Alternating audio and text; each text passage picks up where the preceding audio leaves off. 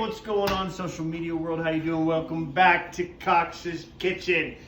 I really appreciate everybody last night watching. Last night was a long one. I had several drinks after that because it was, you know, one take, 19 minutes. It was a lot going on there. So hope everybody enjoyed it. I think maybe it was a little bit too long. I didn't see the responses. Maybe everybody was busy last night, social distancing from social media, which I need to do too. Tonight we're gonna do a Manhattan. We're gonna keep it simple, keep it short, show you a classic drink that's actually very simple to make. So we're gonna start with some ice, and we're gonna go ahead and get our cup chilled. So we're gonna put a little water in it.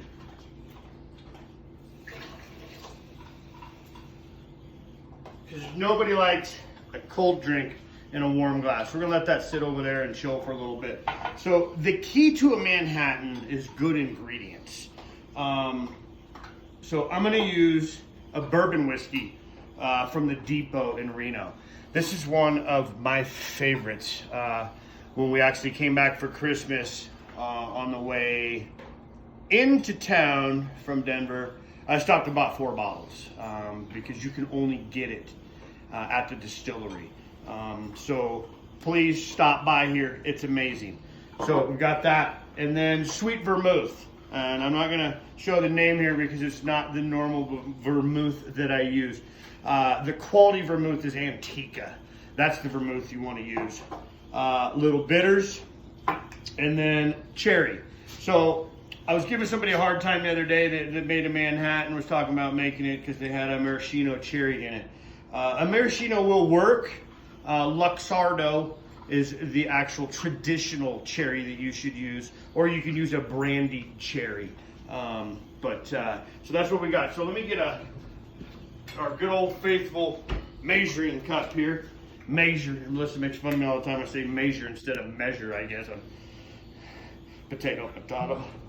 So this is a really super way to do it. Hey, peanut gallery. We're live right now. Belly, come here. Ice. So it's so easy to make. 2 ounces of your favorite bourbon. A lot of times you can do it with rye too. Rye's actually pretty good too. If you find a really good rye that you like, you can run down that path and use the rye. So bourbon from the Depot, 80 proof. Then we're gonna jump into some sweet vermouth. We're gonna use 1 ounce of sweet vermouth. Then we're gonna do just 2 dashes of bitters. Tip it over, boom, boom. Oh, missed that one. We'll leave it. I like making messes anyways. I don't do the dishes, so. And then with a Manhattan, you want to stir a Manhattan. You don't want to shake a Manhattan. I've heard people say that you'll bruise the booze. Maybe for the first one, that's fine, but after, you know, one of these, you get 2, you get 3, you get 4, you're not going to notice that your booze is bruised. Get it a nice swirl till it gets nice and cold.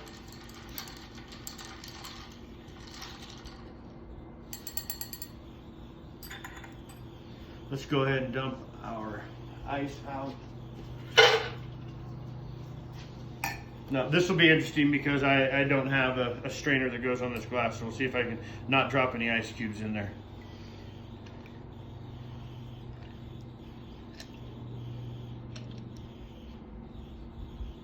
Ooh.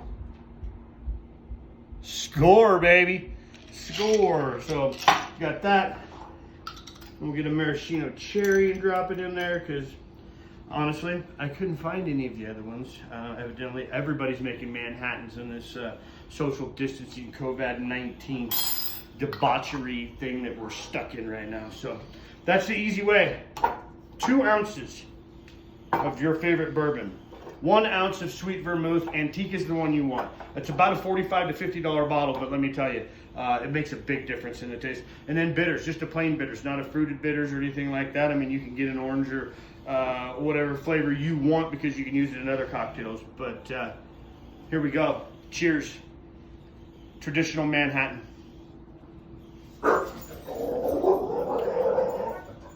Oh, that's good.